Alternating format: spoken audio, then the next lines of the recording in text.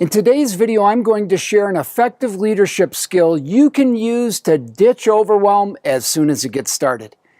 As you probably know from your own experience, overwhelm is a common problem in the busy world of work today, and it's a problem that creates more problems, and it can make your life miserable. So who needs it, right?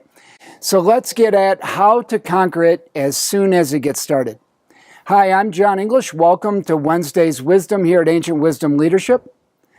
Now let's begin with a logical foundation here to ensure we make sure to stay on top of eliminating overwhelm as soon as it begins. To do that, we're going to look at what overwhelm does to you and the big benefits of stopping it as soon as it starts. Overwhelm actually means to busy or drown beneath a huge mass or defeat completely. Now, damn, none of us want that. Overwhelm happens because of the stress of too much on your plate, or even more accurately put, your perception that you have too much on your plate. Research indicates that the human being can only consciously focus on 3 to 4 things at one time. So when you have many more items than that on your plate, and you're trying to consider them all at once, you get stressed and overwhelmed. Here's a powerful system to effectively deal with overwhelm.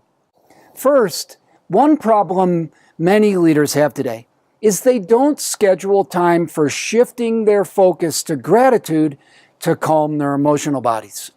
Secondly, they don't schedule time for critical thinking to prioritize what needs to get done to keep their mental body operating with clarity and without stress.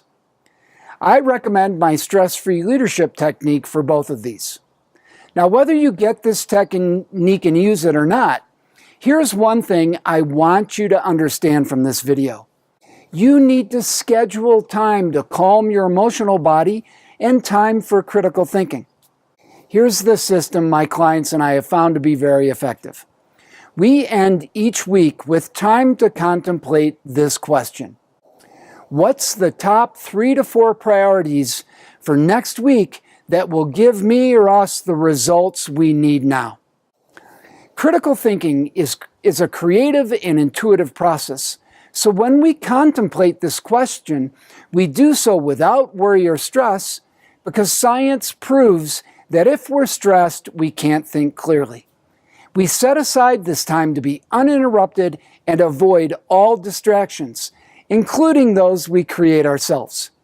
Now, if you get stuck while you're critically thinking about these top 3 to 4 things, then sit there and wait.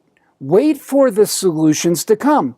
Don't distract yourself with something else.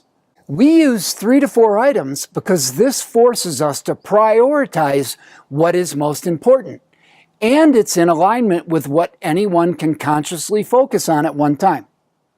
Once you've identified the top 3 to 4 things to get done, prioritize them and then create a list. Under each item, list out everything that needs to be done for each item. Prioritize these as well. Next, if you're not doing everything on the list, then make note of who's doing what and when it will get done. Friday afternoon is a great time to do this because when you come in on Monday, you'll be ready for the week ahead.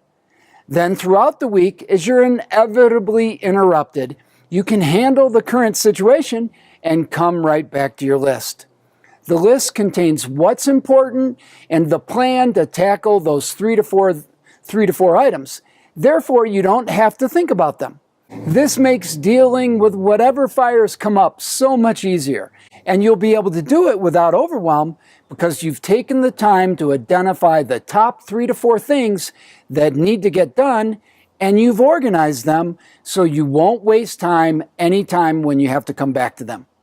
This system, along with the daily gratitude practice, can end your overwhelm.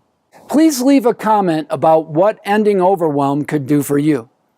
And if you don't ever get overwhelmed, then let us know how do you do that. This is John. Until next time, lead with a commanding presence.